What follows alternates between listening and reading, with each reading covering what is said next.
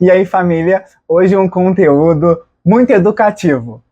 Vamos ranquear as mortes de premonição. O último, que eu não lembro o número, 6, 7, 8, o Bloodlines. A gente vai seguindo a ordem aleatória mesmo, aqui estão as categorias. A gente vai começar por essa aqui, que é a da ressonância magnética, daquele exame médico no hospital que mata os dois. Essa morte aqui a gente está levando em consideração os dois irmãos que morrem por causa da máquina. Tanto o que está cheio de piercing elevado, quanto o outro que morre por causa da máquina que ele vai comprar o biscoito, que voa. De qualquer jeito, essa morte vai entrar para a história, porque eu acho que, assim, qualquer boa morte de missão, qualquer boa morte de premonição, ela pega um objeto e ela torna esse objeto o maior medo de uma geração. E eu acho que essa cena tem potencial de gerar medo em pessoas de nunca mais querem fazer um exame de ressonância magnética na vida. Vamos para a próxima. Essa mãe do ano que morre lá pro final do filme.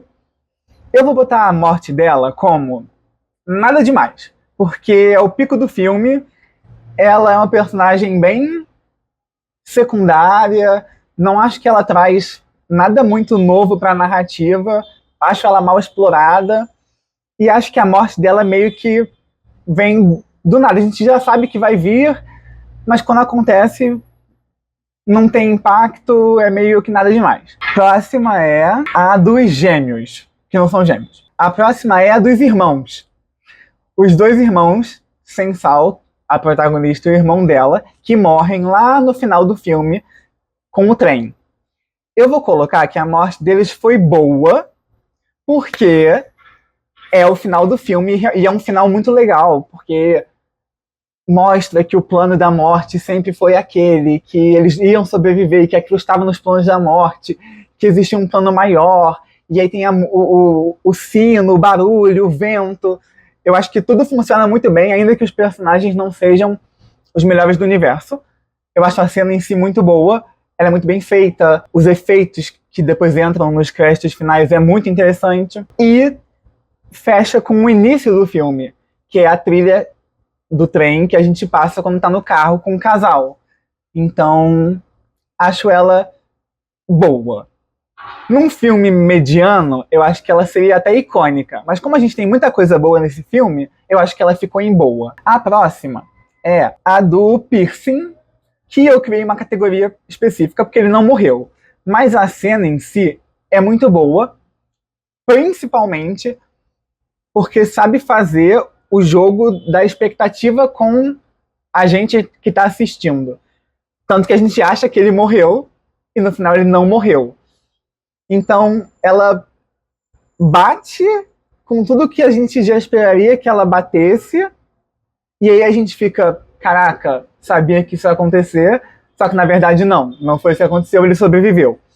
Então eu acho que ele brinca com o público de tipo, olha, vocês sabem as regras, mas quem manda no jogo é a gente, não são vocês. Então, por mais que vocês acham que morreu, que essa é a regra, não é. Porque existem informações que até no filme são informações da família que depois aparecem. Então, morreu, não morreu, mas a cena em si é muito boa, merece estar aqui no nosso ranking. Próximo é vó do ano. Próximo é a vó do ano. A vó do ano vai se juntar à mãe do ano em nada demais. É uma cena boa. Eu acho que o problema dessa cena é que ela é muito palestrinha. A mulher fala muito. Aí quando acontece alguma coisa, você já tá tipo assim, caralho, né? Mata essa mulher logo, não cala a boca. Então acho que eles perderam. Podia ter ficado um pouco mais, o texto um pouco mais objetivo, acho que ficou demais, um pouco demais. Mas, né, tá no filme, vó do ano. Aí. Essa aqui é icônica, que é da nossa amiga, a loira Odonto HB20, que morre. A morte em si não é nada demais. Só que a forma que a cena é construída é absurda, que é, eles passam por todo o trajeto, né, o espaço físico, e a menina canta exatamente o que vai acontecer. o cara vai tropeçar, que vai jogar a folha, que vai acertar o menino, que vai chutar a bola na cara, e aí ela termina, e eles começam a meio que zoar, tipo, porra, nunca que isso vai acontecer. E aí dá 2 minutos e acontece exatamente o que ela falou. Então, pra mim, essa cena é genial. A forma que ela é feita, construída, como a gente vê tudo, a gente não vê acontecendo, a gente vê meio que de fundo. Então, assim, até porque a gente tá achando que o próximo da lista é o menino, então você tá olhando pra ele, achando que ele vai morrer, na verdade é a outra. Então, assim, essa cena pra mim é perfeita, morte icônica. A próxima também é icônica, que é, que eles já tinham meio que mostrado no trailer, do aparador de grama, que é icônica, de novo, pega um objeto aleatório, que agora se torna uma fobia e um medo de uma geração, que é um aparador de grama. Então, Premonição fazendo história mais uma vez icônica. E a última, que eu botei e vai entrar pra história, é a cena de abertura. Eu acho que, se não for a melhor, é uma das melhores da franquia, porque ela usa muito bem o espaço, ela sabe crescer no timing certo, e ela sabe conectar as coisas. Então, apesar de serem muitas coisas acontecendo ao mesmo tempo, todas seguem uma ordem cronológica e que faz sentido.